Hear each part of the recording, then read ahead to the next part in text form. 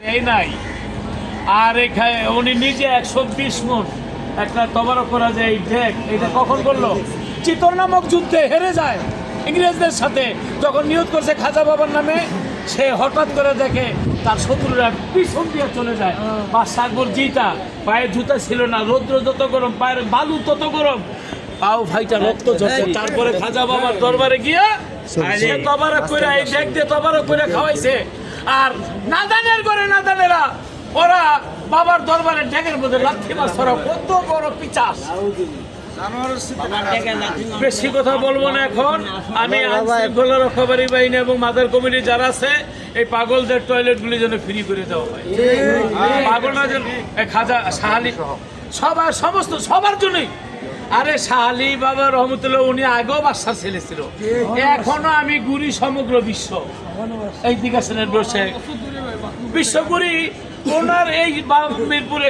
শালি বাবার সম্পদের সমান এত সম্পদ এত টাকার মালিক আর কোনো দরবার না এই দরবারে বাথরুম করে পয়সা দিতে হইবার পয়সা দিতে হইব ওই ছোট লোকের এটা শিখাইছে কি অতএব কারণে এগুলি সবই হবে আপনারা অপেক্ষা করেন ভক্ত আর সেখানে যারা আপনারা সচেতন থাকেন সবার প্রতি সালাম আসসালামু আলাইকুম লতিফ ভাই একটা কথা ছিল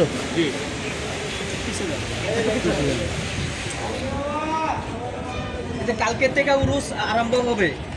এমনকি কালকে কি অনেক দূর দূরান্ত থেকে ভক্তবিন্দু আশেকান আসবে তাদের উপরে কি হামলা হতে পারে কিনা আজকে যেমন সকালে হয়েছে আজকে রাত্রে থেকে শুরু হয়ে যাবে বলে দেন তাদের জন্য আমরা 300 লাঠি বাউ করবো ওনার 600 500 যাই আনুক আমরা প্রস্তুত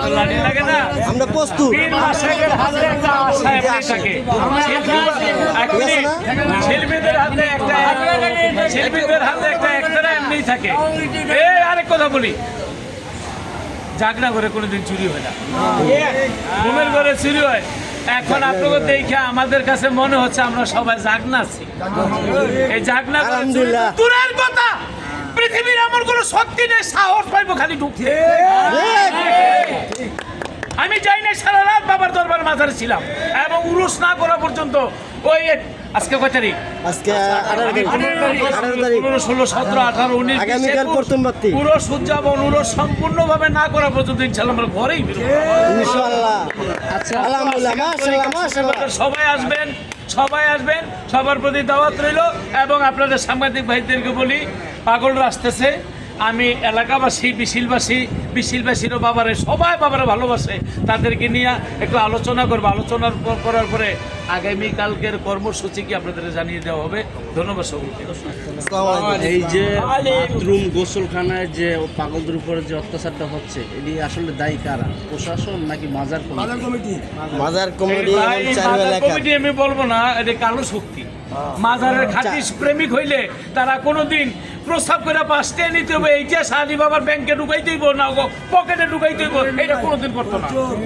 এই জিনিসটা চলে চার এলাকার কিছু বড় বড় নেকাতে এই পাগলরা কামাই কি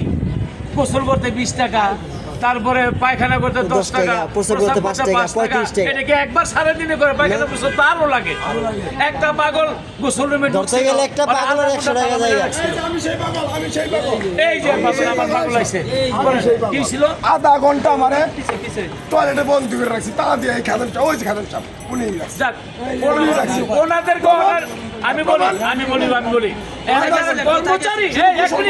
সিকিউরিটি গার্ড কর্মচারী 1 মিনিট তারা হইলো অর্ডার দেয় তাদেরকে হুকুমটা দেয় কি আমি মনে করি এই দরবারে হাজার হাজার কোটি টাকা যারা খাইছে অগদরও আর ওনাদের বেতন আরো বাড়াই দাও একজনের সংসার চলে অথচ এখানকার এই হাজার হাজার শত শত কোটি ওনাদের বেতন বাড়াই দাও ওনাদের কোনো দোষ নাই এখানে রাঘব বোয়াল কারা 1 মিনিট রাঘব বোয়াল আবার মনে মনে ভাবতেছে 1 মিনিট রাঘব বোয়াল মনে মনে ভাবতেছে তোরা আমাকে চাইতে পারবি আরে পাগলে রাঘব বোয়াল চিনি না পুলিশ ওসি এসপি প্রধানমন্ত্রী চিনে না পাগল চিনে আল্লাহ ঠিক তারা মরণের ভয় করে না তারা গুলির ভয় করে না অতএব করে হুঁশিয়ার সাবধান যেদিন আমি পাগলের নাম না যাবো সমস্ত সুর কোন জায়গার মধ্যে বাইর করে আল্লাহ হাফেজ। ধন্যবাদ।